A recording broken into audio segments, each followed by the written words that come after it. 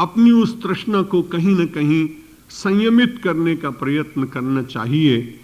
और मनुष्य के जीवन का अर्थ क्या है, उसके जीवन में निश्चय पूर्वक उसे क्या प्राप्त करना चाहिए। विचारेण हितोक्तितः, ऐसे हितकारी जो उक्तियां हैं, उन वचनों के द्वारा वचन और विचार दोनों जब एक होते हैं तब व्यक्ति को बहुत आनंद आता है। वचन में जीने वाले हमारे जैसे लोग बहुत होंगे। वेदांत के ऊपर मुझसे भी बहुत अच्छी टीका, भाष्य और प्रवचन करने वाले जो दर्शन शास्त्र के प्राध्यापक हैं विश्वविद्यालयों में, वे शायद बहुत अच्छा बोल सकेंगे। लेकिन यहां ये बात कहते हैं कि जो आपने वचन से कहा है वो विचार में होना चाहिए। और जब वचन और विचार दोनों हो जाते हैं तो आचरण में उनकी स्थिति अपने आप ही होती है, फिर वो साधु हो जाता है। जगत में कैसे भी वस्त्र पहने और कैसी भी जाति में हो, ये रोज मैं आपसे निवेदन कर रहा हूं कि ये सारी परिधियां वेदांत तोड़ देता है। और इतनी उदारता विश्व के बीच में वेदांत विचार ने स्थापित की है, यदि उसे विश्व कभी स्वीकार कर पाता तो मुझे ऐसा लगता है कि जातियां बल्य बने रहती, लेकिन उनके बीच में से द्वेष न होता, युद्ध न होते, मैं बहुत बड़ा हूं वो बहुत छोटा है, इस प्रकार के हीन और गौरव ग्रंथियों का संघर्ष न होता।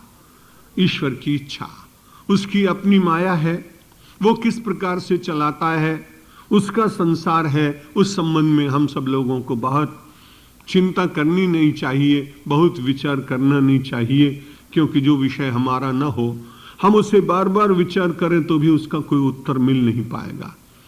लौकिक जगत में बहुत सारी ऐसी विद्याएं हैं जिनकी मुझे जानकारी नहीं, और यदि मैं उनके संबंध में बहुत विचार करूं तो भी मुझे कुछ मिलने वाला नहीं। नक्षत्र विद्या के संबंध में मेरी कोई जानकारी नहीं, मैं विचार करूं तो कुछ नहीं मिलेगा। इसी प्रकार से रसायन शास्त्र के संबंध में मेरा बहुत ज्ञान नहीं है, मैं बार बार चिंतन करूं तो भी कुछ मिलेगा नहीं। जिसमें कुछ मिलेगा नहीं, यदि उसकी चिंता व्यक्ति अधिक करने लगे तो इस समय का सदुपयोग नहीं होगा। परमात्मा ने समय, शक्ति, ऊर्जा और देश, काल, धर्म, ग्रंथ, गुरु, महात्मा, अपनी स्वयं की प्रज्ञा और बुद्धि जो प्रदान किए हैं, वे दो बातों में लगने चाहिए।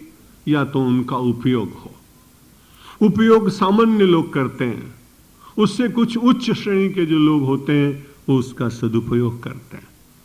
कुछ बिल्कुल बद्ध जीव होते हैं, प्राप्त तो है लेकिन न उपयोग करते हैं और न सदुपयोग करते हैं। उनका जब भी कुछ होता है तो उसका केवल दुरुपयोग ही होता है, और जब दुरुपयोग होता है तो उसका परिणाम भी उसको मिलता है, और जब उसको उसका परिणाम भोगने का अवसर आता है तब उसे बड़ा कष्ट होता था। तब कबीर जैसे लोग उसको सावधान करके कहते हैं कि भाई इसमें तो तुम्हारा ही दोष था ना, करता था तो क्यों किया, अब कर क्यों पछता है। गोया पेड़ बबूल का तो आम कहां से खाए। तो बबूल बोने के लिए हम संसार में उत्पन्न हुए नहीं। इसलिए विवेक चूड़ामणि बारंबार मुझे और आपको सावधान करती है कि हितोक्तियों के ऊपर विचार करें। जो हितकारी वचन है, उन हितकारी वचनों को स्वीकार करके फिर एकांत में बैठकर विचार करें। एक महात्मा ने ज्ञान की परिभाषा करते हुए कहा, विचारः परमो ज्ञानम।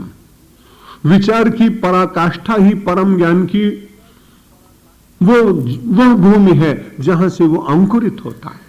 प्रत्येक धरती चाहिए, बीज चाहिए, उसमें खाद चाहिए, अनुकूल वातावरण चाहिए, जल का सिंचन चाहिए, फिर अंकुरित होने के बाद पादप का निर्माण होता है। उसमें स्कंद होते हैं, शाखाएं होती हैं, पल्लव होते हैं, पुष्प होते हैं, फल होता है, रस होता है। ये सबसे सुंदर फल है और सबसे सुंदर आनंदमय, आनंद मूल गुण पल्लव तत्व शाखा वैराक्ष्य मोक्ष फल पुष्प रसादि किरणम चेतो विहंग हरितुंग तरुण विहाय संसार शुष्क विटपे वद किं करोषि। संसार के सूखे वृक्ष के ऊपर बैठा हुआ पक्षी उससे वेदांती प्रश्न कर रहा है, अरे तू बता तो सही, तू उस वृक्ष के ऊपर क्यों नहीं बैठता? आनंद मूल, जिसका मूल आनंद है। आनंद मूल गुण पल्लव तत्व शाखा, और जिसमें 24 तत्व और जिसमें 3 गुण, ये शाखा और पल्लवों की भांति हैं, ये होने पर भी मूल उसका आनंद है। यदि उस आनंद मूल के साथ में गुण और ये 24 तत्व व्यक्ति के रहे तो वो तमोगुण, रजोगुण या मानव के जीवन के दोषों की निरंतर अभिवृद्धि में सहायक नहीं होंगे। यदि जगत को मूल मान करके ऐसा करेंगे तो जगत नश्वर है, जगत नाना प्रकार के दोषों से परिपूर्ण है, इसलिए वो सारे उसके भीतर से आएंगे ही आएंगे।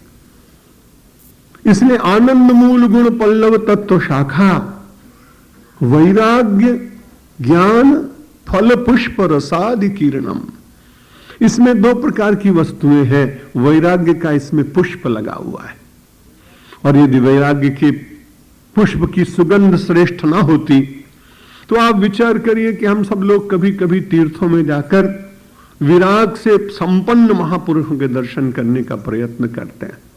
वस्तुएं हमारे और आपके पास अधिक होती हैं, लेकिन हम किसी विरागी पुरुष की खोज क्यों करते हैं?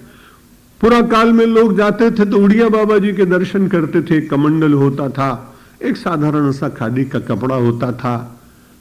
स्वनाम धन्य पूज्य सकल शास्त्र निष्णात स्वामी जी महाराज जब आते थे तब हम सब लोग उनके पास बैठते, मैं भी उनका वात्सल्य प्राप्त करता था। तो वैराग्य का जो पुष्प है उसकी सुगंध बहुत दूर तक जाती है। आपके उद्यान में खिले हुए फूल आपके कक्ष तक सुगंध दे सकते हैं, कुछ और दूर तक पवन उनकी सुगंध ले जा सकता है, लेकिन वैराग्य का जो सुगंध है, सुवास है, वो सारे संसार को अपने आप ही सुवासित करती है।